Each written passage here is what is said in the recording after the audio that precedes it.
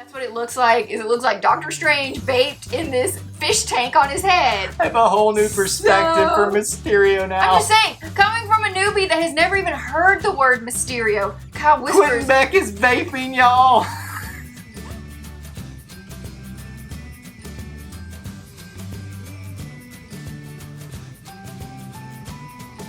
Hey everybody, welcome back to Eye to Eye, Disney Through Our Eyes. I'm Kyle. And I'm Jessica. And now it's time for us to do our spoiler-filled review of Spider-Man Far From Home. Jessica, my little heart can't contain much more happiness this year because, my goodness, Endgame, Aladdin, Spider-Man, Toy Story, Lion King. Goodness, I'm going to pass out right now. Just complete joy and happiness. So again, spoiler filled, do not watch past this point if you do not want to be spoiled about anything for Avengers Endgame, Spider-Man Far From Home. All of that stuff is going to be spoiled in this. This is your final warning now. So we have to start, like we do with every spoiler filled review, with Jessica's 60-second review. Get the timer ready. The movie. I guess I'm prepared. Are you prepared? Well, I'm prepared for the first thing I'm going to say. That scares me just a little bit. There were a lot of things that happened. All right. Are you ready? Count me down. Okay. In 3, 2, 1. So Peter Parker and his friends Ned and Betty and MJ, they all go on this school trip and they're going to Europe, and when they get there, bad things start to happen. So they're in Venice, and then this water guy comes out of the water while they're on things. And so Spider-Man is like, whoops, I left my Spidey suit in the hotel. So then he's trying to fight this water guy, and he's killing people and stuff. Wait, and so then Mysterio comes out of the clouds, and you think Mysterio's Doctor Strange, but it's not. It's Mysterio, and he comes and he tries to save the day. So then some other things happen. Oh crap! And then there's all these other bad guys. There's Mold Man, and then there's somebody else, Wind Person and Sand Person, and it turns out that Mysterio's really bad, and you don't realize that at the beginning. And so Spider-Man has to work with Nick Fury and that Maria girl, and they have to come together and kill Mysterio. 10 seconds. But it turns out that these people are Skrulls, and Skrulls are from Captain Marvel, and there's a cat, and there's something, and I guess that's time's up. I didn't do very well. You literally took a 20-minute segment of the entire third act and just jumped over it. Forget about it. It doesn't matter in Jessica's 60-second review. What did I forget? You were doing well, except for that last part. Well, if you hadn't said, you really stressed me out when you're 30 seconds left. I don't even know what to do with that anymore. I don't even know what to do with that anymore. Okay, you know what? Next time, you're going to do a 60-second review. Because you don't understand the pressure. That is a lot of pressure. You're out of breath right now. Yeah, because I didn't breathe for a minute. All right. Try doing it. Takes 30 seconds, and let me set up our review for this. So what we're going to go through is, we're not going to go beat through the story, because Jessica apparently did that, except for the third act. Terribly. We're going to just talk about some of the major things in this that we couldn't cover in our spoiler-free review. So again, if you haven't watched that one, go over there and check that out, so you can just kind of get our impressions of the film and our rating of it. That's what's offered in that one. Let's just start at the very beginning here. The part of the things that you did gloss over is that Spider-Man Far From Home sets up the world post-Avengers Endgame, which is... I didn't think that was critically important. It is. The biggest Marvel cinematic... In my 60-second review, I had to pick the important things. The biggest event that's happened in Marvel Cinematic history, and you thought it wasn't worth talking about it. Kyle, I got stressed. How about it, though? How about it? So, at the beginning of the movie, they do this little remembrance thing. Of Tony Stark. Of Black Widow, of Cap, which... I'm just going to let you continue. But Cap's not dead, What's his name? The guy with the red face? Yes. The red face. Yes. Baby, I still feel like I'm so stressed right now. So it was an interesting way they set up the movie, because we start by seeing Nick Fury and Maria Hill meeting Mysterio when he's fighting a sand person, which, I think is Sandman, but apparently it's not. And then... So sand person. A sand person. But then we immediately go to Peter's world, and it's, they're trying to explain how after a 5-year absence, all these other kids are 5 years older, but they're still the same age. But then there's some other people that are, the same age. I liked it. It was fine. It was very, simplistic. It helped me understand the movie. And I know that's why they did it, is for people like you that are not as, it's not, I'm not saying it as a bad thing. It's just one of those things that for me as someone who knows everything because I've watched these movies. You felt like it was annoying. It was just a little bit like, okay. I mean, they tried to do it in a cutesy manner. It was fine. I know they had to do it. I'm just glad they moved on past it. They did. It was pretty quick. Yeah. So then, like, I'm just still confused about this sand person at the very beginning. Just forget about the sand person for a second. We'll talk about the elementals in just a minute. Okay. So the main premise of the movie is far from home.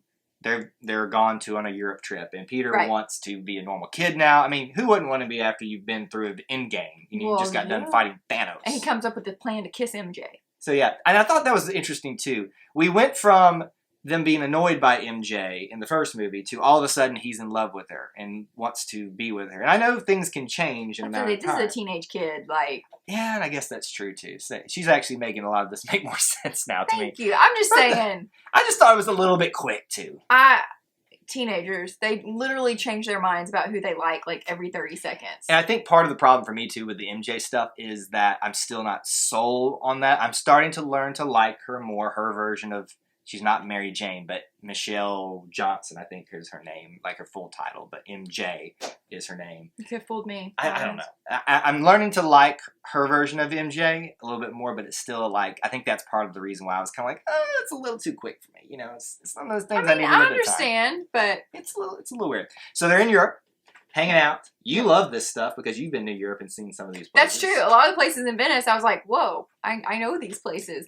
But when I went, there was definitely not a waterman. There's not a waterman. There's not a windman, a fireman, a sandman, a everything man, a Mysterio man. I'm just saying, when I crossed over that little bridge, I didn't almost die, so... One of the big things about this is trying to hide that he's Spider-Man. Right. And the fact that he wasn't even going to bring his Spidey suit, and Aunt May was like, no, you need to bring this, and packed in his suitcase anyway. Another thing you got to get used to is Aunt May knows. I mean, there's a lot of things in this. And Aunt May is dating Happy.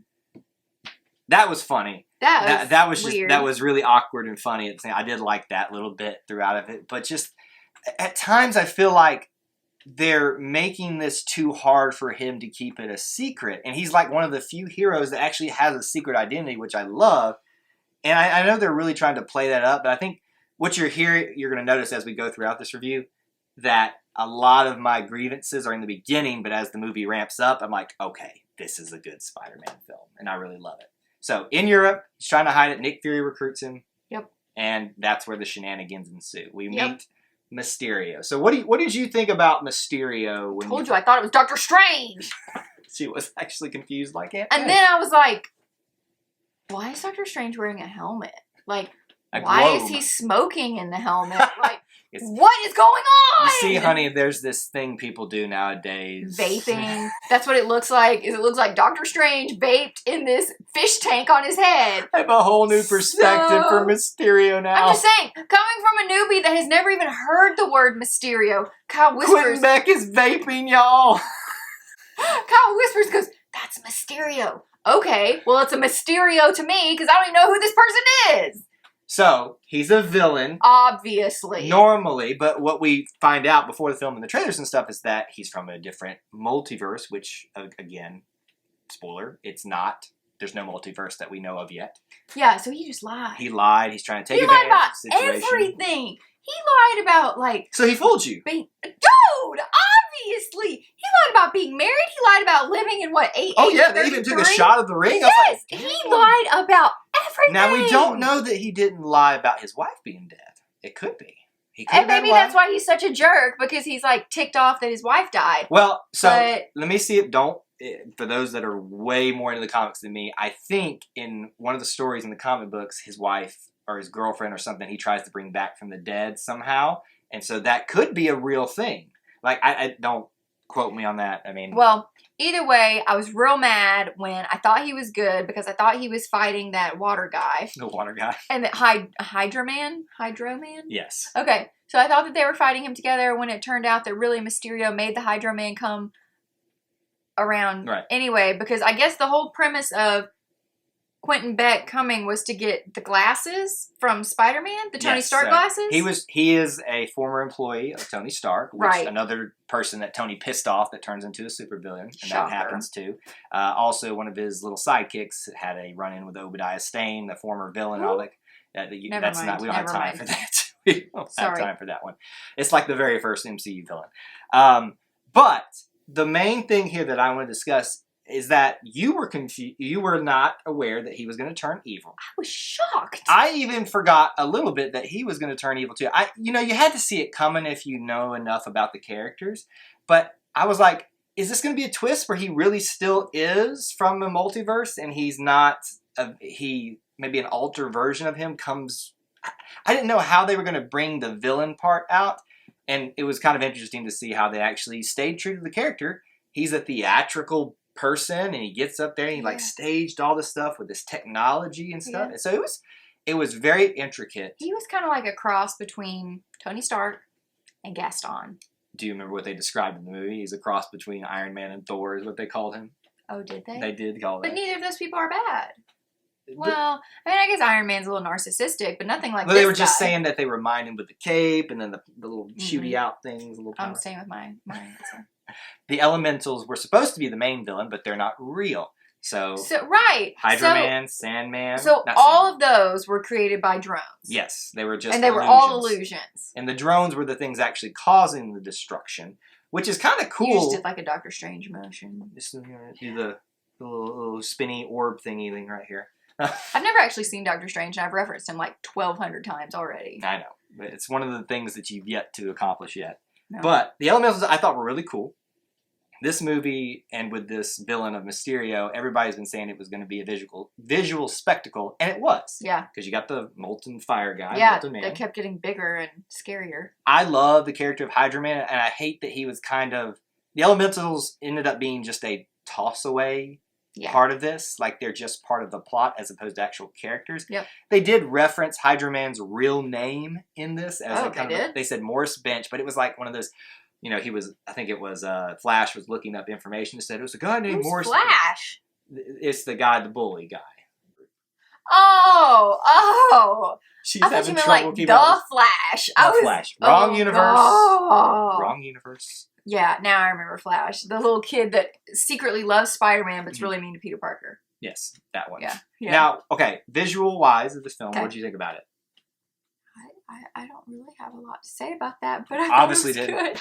I think that this is a movie that you should definitely see in 3D if you can take it. It gives me a headache. I can't see that or do the 3D. That would be kind of cool. But it really, they did justice to the master of illusions that is Mysterio and what he eventually becomes. So that's kind of the major spoilers around Quentin Beck. We all saw it coming.